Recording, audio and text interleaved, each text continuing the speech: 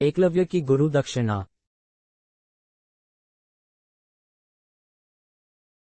एकलव्य एक बहादुर बालक था। वह जंगल में रहता था। उसके पिता का नाम हिरण्यधनु था, जो उसे हमेशा आगे बढ़ने की सलाह देते थे।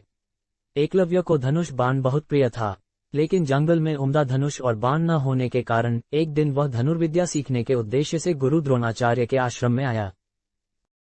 एकलव्य गुरु द्रोणाचार्य के पास आकर बोला, गुरुदेव, मुझे धनुर्विद्या सिखाने की कृपा करें। तब गुरु द्रोणाचार्य के समक्ष धर्म संकट उत्पन्न हुआ, क्योंकि उन्होंने भीष्म पितामह को वचन दे दिया था कि वे केवल राजकुमारों को ही शिक्षा देंगे, और एकलव्य राजकुमार नहीं है, अतः उसे धनुर्विद्या कैसे सिखाऊं।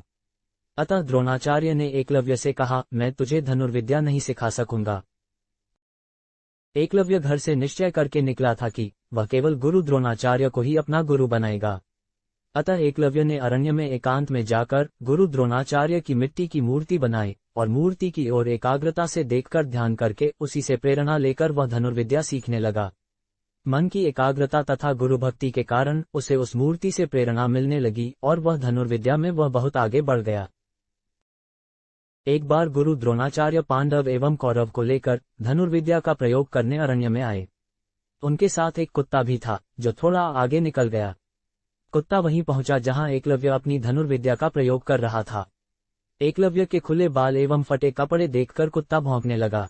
एकलव्य ने कुत्ते को ना लगे, चोट न पहुंचे और उसका भौंकना बंद हो जाए, इस ढंग से 7 बाण उसके मुंह में थमा दिए। कुत्ता वापस वहां गया जहां गुरु द्रोणाचार्य के साथ पांडव और कौरव थे। तब अर्जुन ने कुत्ते को देखकर कहा, गुरुदेव, यह विद्या तो मैं भी नहीं जानता। यह कैसे संभव हुआ? आपने तो कहा था कि मेरी बराबरी का दूसरा कोई धनुर्धारी नहीं होगा, किंतु ऐसी विद्या तो मुझे भी नहीं आती। द्रोणाचार्य ने आगे जाकर देखा तो वहां हिरण्यधनु का पुत्र गुरुभक्त एकलव्य था। द्रोणाचार्य ने पूछा, बेटा, यह विद्या कहाँ से सीखी तुमने?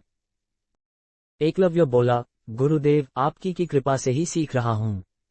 द्रोणाचार्य तो वचन दे चुके थे कि अर्जुन की बराबरी का धनुर्धर दूसरा कोई न होगा, किंतु यह तो आगे निकल गया। अब गुरु द्रोणाचार्य के लिए धर्म संकट खड़ा हो गया।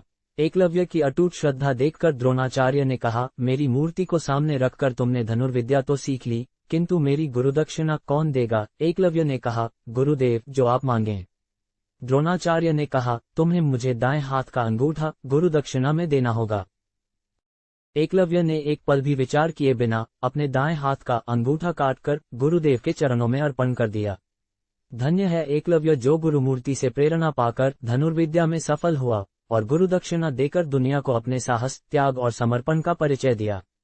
आज भी ऐसे साहसी धनुर्धर एकलव्य को उसकी गुरुनिष्ठा और गुरुभक्ति के लिए याद किया जाता है।